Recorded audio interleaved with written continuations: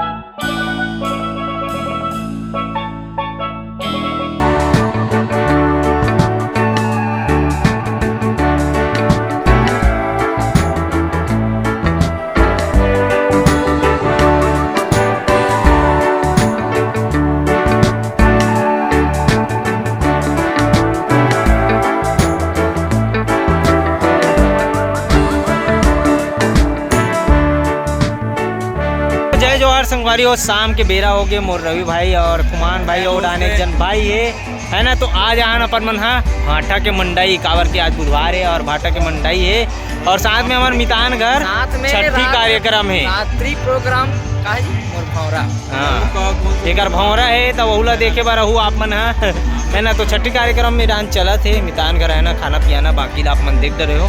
तो अभी मड़ई घूमे जाबो, ये खत्म करे के बाद डांस खवाई पियाला, बाकी मैं नहीं खाऊँ भाई, रवि खवा दो ठीक है। मोर कट पैसा नहीं है भाई, आज मैं मोर दोस्त युवराज के भरोसा में आज आऊँ मेला तोला ही डांस खवाए लगी दार भात वाला तो चलो आप मतलब दिखाता थोड़ा देर रुक जाओ आप मन है ना, मड़ई घुमाबो आप मन ठीक है रवि। देख ना अभी डिल्लू भाई आवा थे है ना, गुलाब जामुन खाए तो संगवारी हो पहुँच गए मड़ई। अभी भीड़ भाड़ में देख सकते हो मिर्ची भजिया दबाए कढ़ी लेगा सर दे तो डिल्लू मना कर दी धरे से, तो फिर ओला वीडियो बनवाते और अभी अपन मन खाबो वीडियो बना ही डिल्लू बने रहा मोर बोला। अरे मड़ई की जो मजा है ना वो गर्मे गर्म मिर्ची भजिया में है ना। तो यहाँ पे चला थे हमारी पार्टी,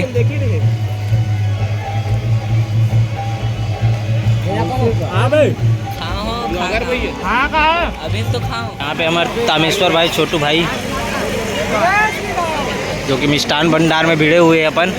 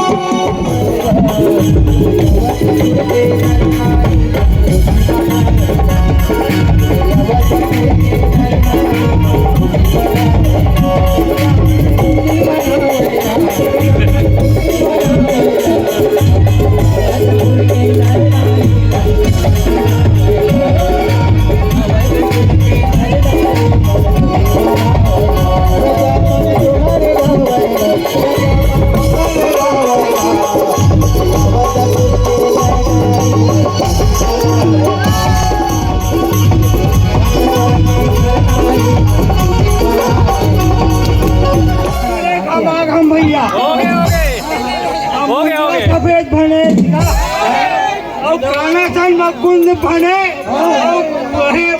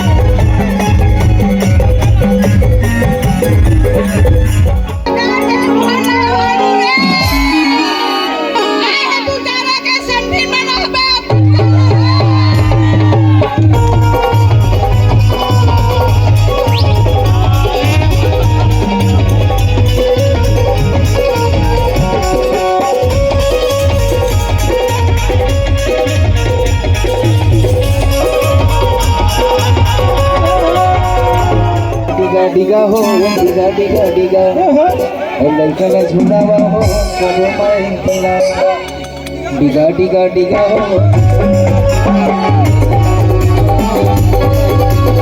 डिगा डिगा हो डिगा डिगा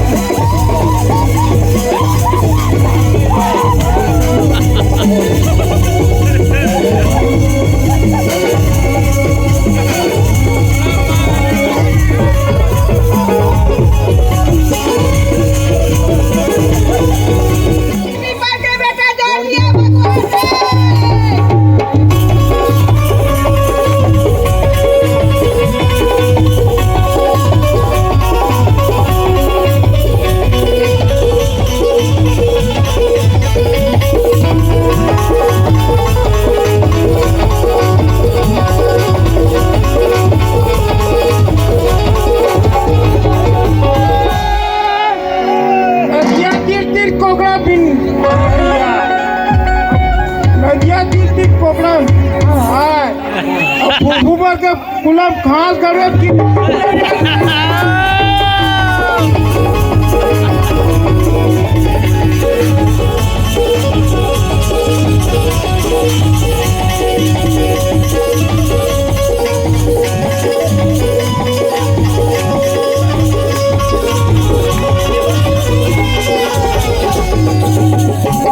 लूटा भैया अपन भूल लगी लूटा दे आए है हमर सब दिन मना भीतरी